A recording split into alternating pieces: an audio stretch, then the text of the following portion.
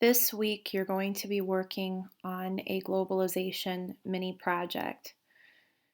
If you are in Schoology, all of the information that you're going to need is located under this week's folder, October 19th. There will also be a few files that are going to be sent to you through Drive, so you will locate those in your shared with me or through your email inbox. When you first go into this week's folder, you'll see a discussion that's posted at the top that gives you a brief overview of what you're going to do, but most of the detail is going to come in this recording. The three files that are going to be sent to you through Drive are the fact sheet, Comparative Advantage, and Challenges to Development.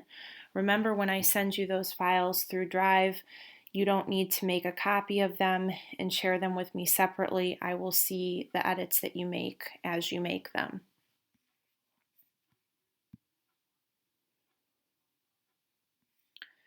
In this folder, there is a screenshot for each of your classes. That's how you're going to find out what country you have assigned to you. When you click on your mod, you'll see your name randomly listed next to a number. Find your name and the number that's located next to it, and that will tell you what country you have by looking at this country list link. That's the fifth one that's in the list. Again, the number that was next to your name, that's the number or the country that you're going to be assigned. If you are interested in getting a different country, you could look at trading with another one of your classmates, but that's about as far as your options go in getting a different country. I want everyone to have a different country in a class. They are color coded by the regions, and if you're not sure, let's say that you get Honduras and you're not sure where that is in the world, there is a map that's linked in this globalization country list. It will open up a PDF file and will give you all of the countries by region in that file.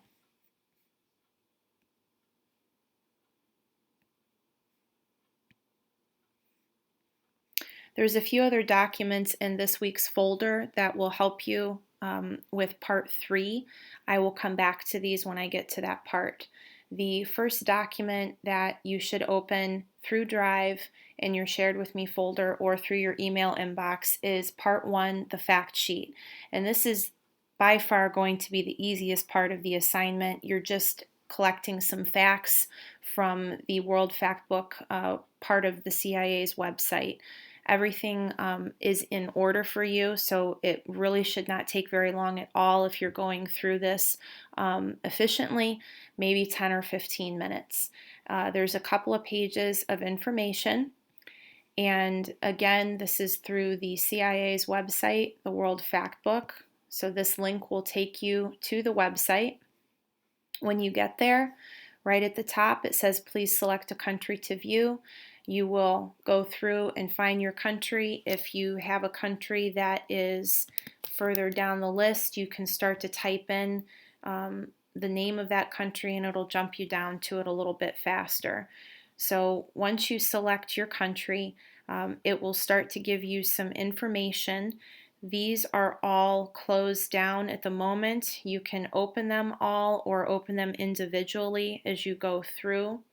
But again, this information is in order on the fact sheet, collection sheet that you are putting all of this on. I have gone through, unless something changed since the last time, I'm hoping that it didn't, but it should go through in order so that you don't have to jump around while you're looking for this information.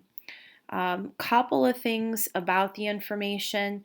When you get down to leading industries, exports, and imports, they say to list the top 3 below.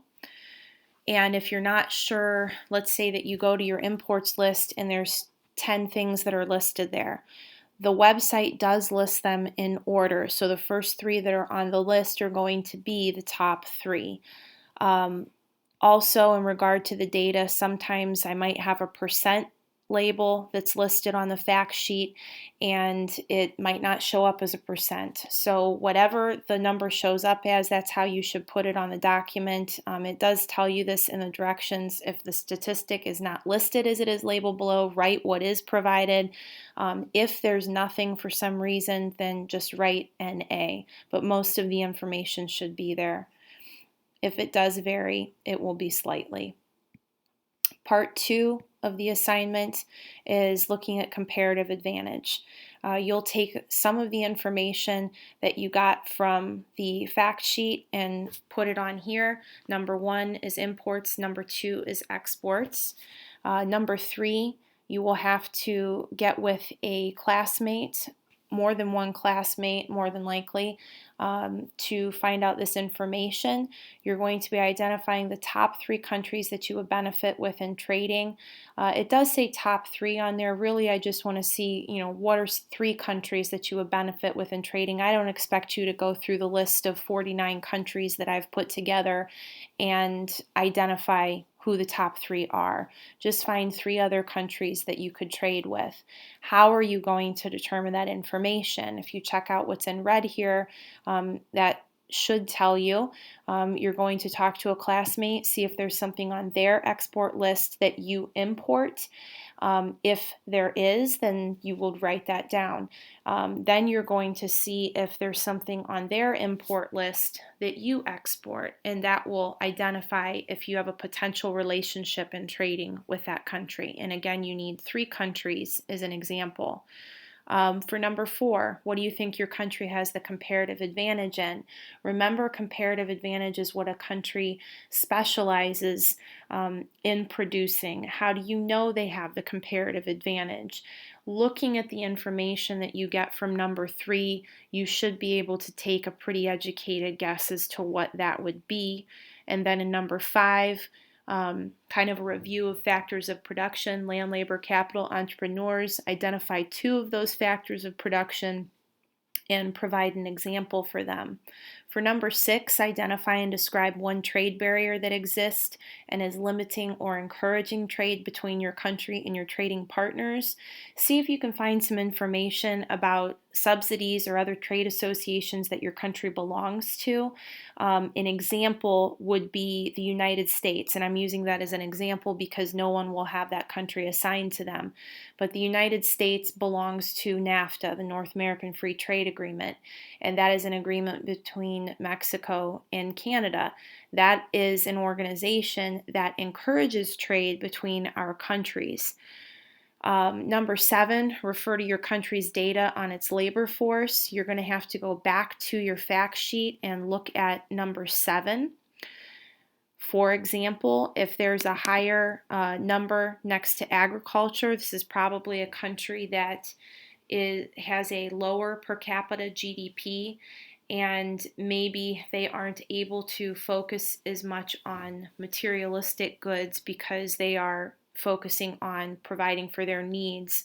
Agriculture doesn't typically have as much as an earning or revenue that some other things do. So industry, an industrialized country, services, maybe there's more travel or touristy type things that are going to be there, but that's where you're going to get that information from. I will be providing you with an example, a sample of someone and their response that they had for this that might help you if you're still a little stuck on how to answer number 7. The last part is challenges to development. You probably will not be able to complete this part until you have gone through and read the material for 17.1 and 2. I will give you a little bit of an assignment within a day or so going over this information. The guided readings were already assigned, and those are expected to be turned in on Monday if you are the Monday-Wednesday group, and Tuesday if you are the Tuesday-Thursday group. So you should have a little bit of background knowledge of that coming in. However, whatever the lesson or assignment is with that material on economic development will help you to fill this part out a little bit more efficiently. This is where we're going to jump back to some information that's in your weekly folder. Talks about primary energy source, refer to the sources of energy chart right here.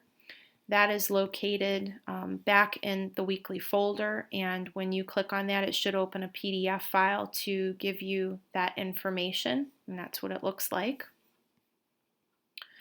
And then the second item that you may need is under, let's see, number 10.